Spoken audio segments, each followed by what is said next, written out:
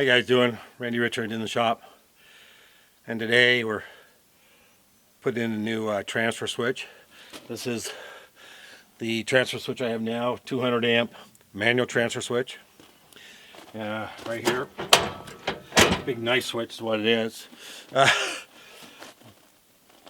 I would feed this panel with my generator, my welder, my Bobcat 225. And that would supply power to the house. When we lost power, we just flip the switch here, plug the generator in, and let her grip. So I'm replacing this whole panel, and this is the meter panel over here, and the main breaker, and up here, distribution breakers up here. And I actually just got it all disconnected here, and getting ready to get it off. And gonna punch a couple 2-inch holes. I'm gonna reuse these conduits, and depending on the length of the wires, I might be able to reuse the load wires. The other ones will be too short for sure, but the load wires might be long enough, so I might not have to redo these, which would be a lot big help if I don't have to redo these. And that's about it. Power's off, of course, and everything's been double checked for safety. This is not work that I think the average person would do. I have a lot of experience at this sort of thing. This is really not a big deal to me. Just so you know, I have many years of working in high voltage situations and big equipment, industrial stuff, and so, like I said, this is really not unfamiliar to me. So I don't advise this unless you have good knowledge and maybe some experience would help, or you got somebody who does have that helping you do this sort of thing. Anyway, I'll bring you back here and there as the process goes. This is going to take me a few hours probably to get all this done and stuff. But I know a lot of people want to see this, and so we'll get the panel punched. I got some knockout punches of course, to put the holes in, and we'll get that done and get this thing mounted up there, and then we'll do the wires. Well, we got the old panel off, and the wire stripped out of the conduit that we need to get stripped out, measured and pre-drilled a small hole for where the conduits need to go. And now we're going to drill a 3/8 hole. Then we're going to punch with a 1/2-inch conduit punch, and then we're going to punch with a 2-inch conduit punch.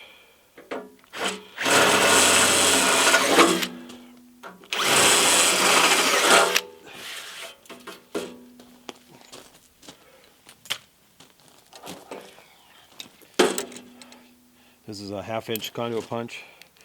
This is to make a big enough hole for the larger punch, which has a larger arbor.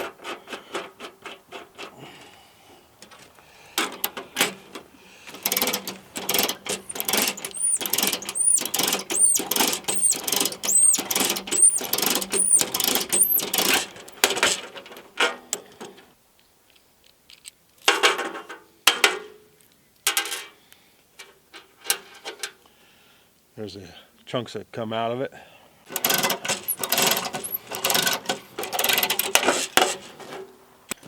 Now for the big conduit punch. Works same way.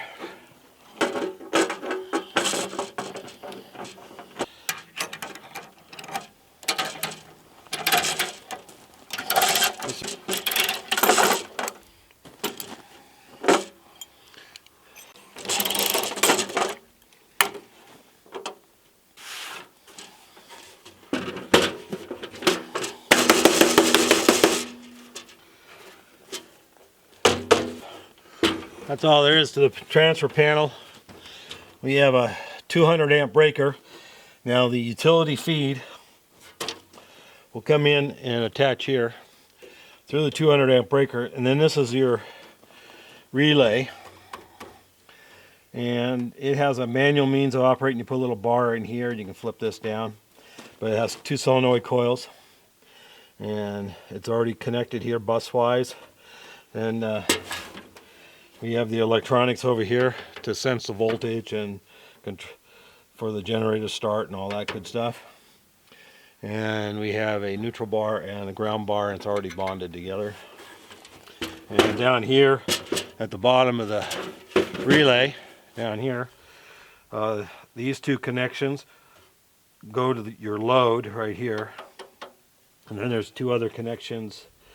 This little clip thing comes off. Anyway, the 2 connections up here are for the where the generator hook up. Oh, the sun's not cooperating very well. So I got it slipped up on here. The 2 nuts are up here just holding up. This panel's not very heavy.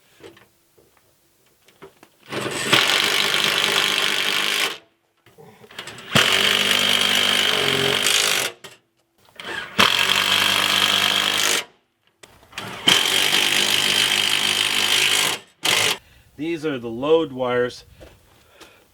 So they'll go from the bottom down here and they go up here to the distribution.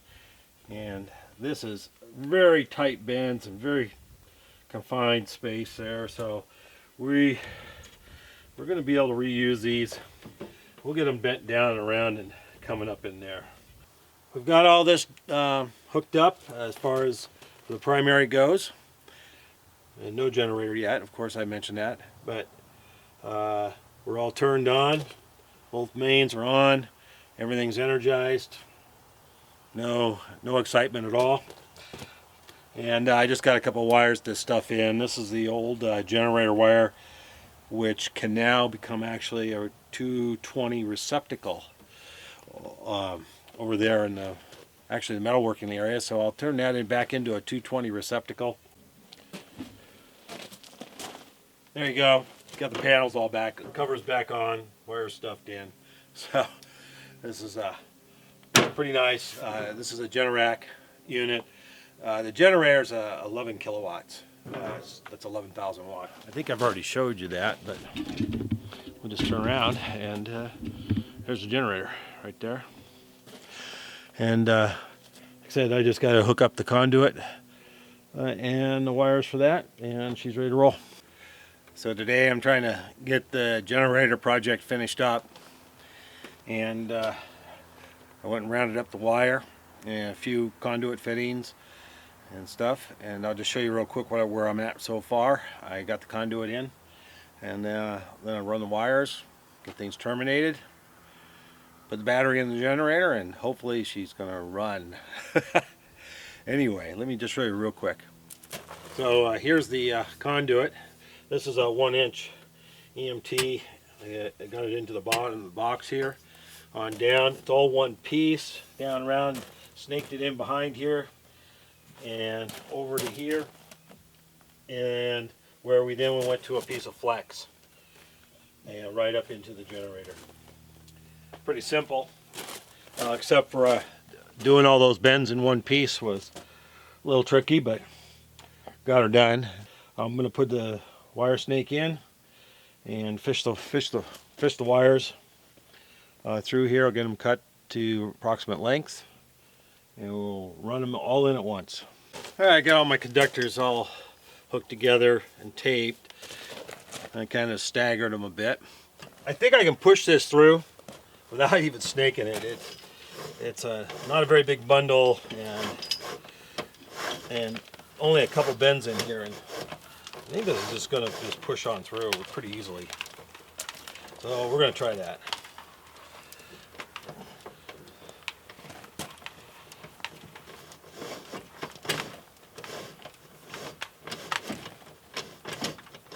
There it is. That was pretty easy. There we go. That should be plenty. Make sure my 2 long ones reach up in the top and the 2 shorter ones go in the bottom, and we'll be good to go. So just a little recap after that video here. So with the electrical, and so this is a Generac generator. I just want to say that They seem to be very well built, fairly easy to install. Their instructions are pretty good, so it wasn't too hard as far as all that goes. I want to say, dealing with the dealer here in Mariposa, it was a great experience.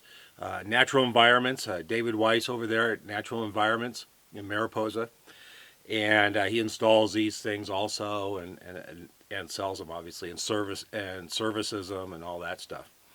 But they were fantastic to deal with, and very helpful in any questions I had, and all that. So that was really, really great. So mine's an 11 kilowatt unit. I think I've already said that. With a full transfer panel, 200 amp. It transfers my whole service to everything. I did all the tests in their installation manual, and they say to test it at full load. Well, full load's 45 amps. If I turn everything on, I can't get 45 amps. I did get it up to 19 amps. So with a few lathes, a couple lathes running, and grinders running, and things like that. So I did the. We're probably never going to even get to 20 amps here, even if I had the washing machine and dryer running. It'd be pretty lucky to even get that far. Especially during a power outage, we're not going to be doing anything big as far as machinery goes or anything like that. But I pretty much could run everything in the shop. Biggest thing I have in the shop, horsepower-wise, is my air compressor, and that's 5 horse. I have not tried that yet, but I don't see a problem really with that, as long as I don't have too much other stuff on, of course, at the same time. But this unit can handle everything we need, plus more, so I'm pretty happy with that. Also, a little recap on the over here. I had some questions, so answer some questions that I had on the other video, and I just hadn't painted it yet, but I did paint it. I did install a valve down here. I did not have the valve in the video, but technically maybe I need a valve. I didn't even check, but I put a valve in. It's an easy thing to do, because just 3 feet of piping and the other valve was over there. So and nothing critical in the shop other than a furnace. So there's nothing critical. And then the other concern was a dirt trap in my gas line. But right inside the generator here is a built-in dirt trap already, or sediment trap, or whatever you want to call it down there. But I also painted it all because I did use black iron pipe, and I fully intended to get that painted, so it's all painted. Even though here, black iron would be just fine outside, it'd take 2 lifetimes for it to rust away. Here we don't have a lot of rain really, and it's very dry here in the summer. So as far as things rusting out here, it's a very minimal. We don't have too much of a problem with that. But I'm going to run the unit for you, and you'll see how quiet it is. The green light's on, so it's in right here. I'm telling you, it's in full automatic mode. And I'll pop the lid up and show you real quick inside, and we'll get the thing running. The unit has key lock latches, one on each end.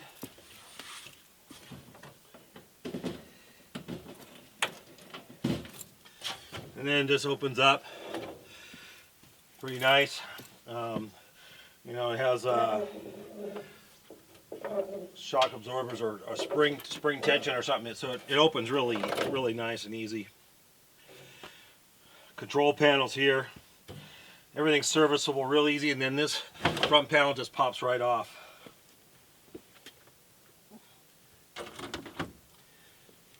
You have right in on this side, you have the oil filter, oil fill, dipstick is in the top and the back here, real easy to get to. Main breaker, 50 amps, right here on top. So right here is the control panel. I'm gonna turn the breaker off, and then I'm gonna first I'll put it in manual. I'm gonna do that. I'm gonna turn the breaker off, and we'll just manually start it here.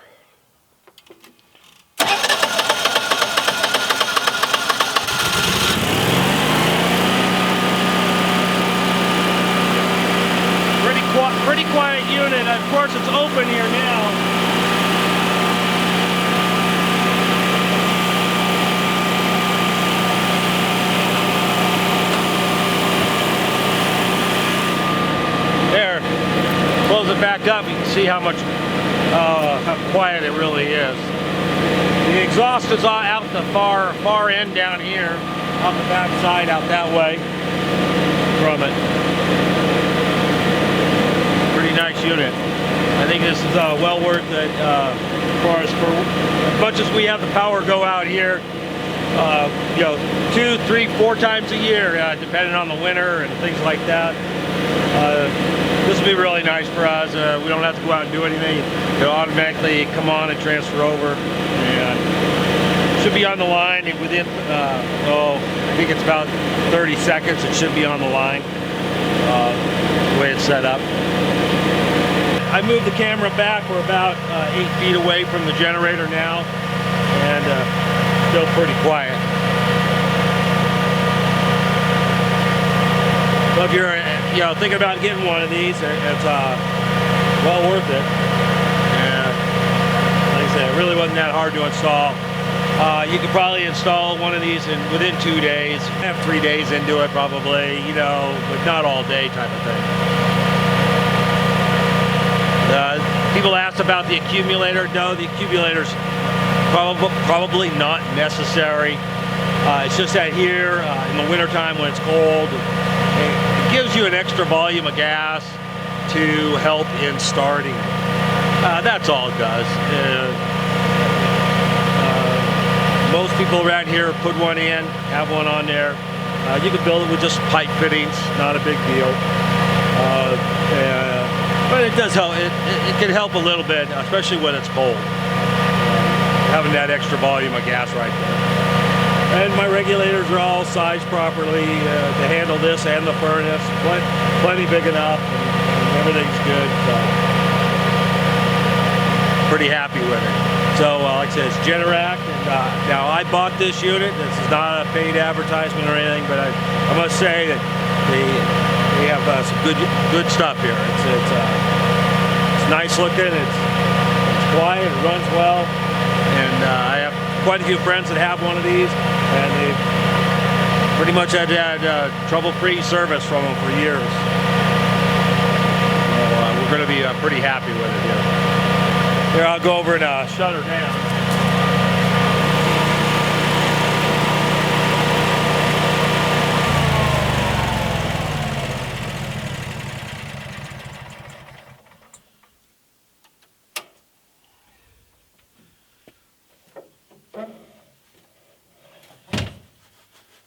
They're back in automatic, ready to roll.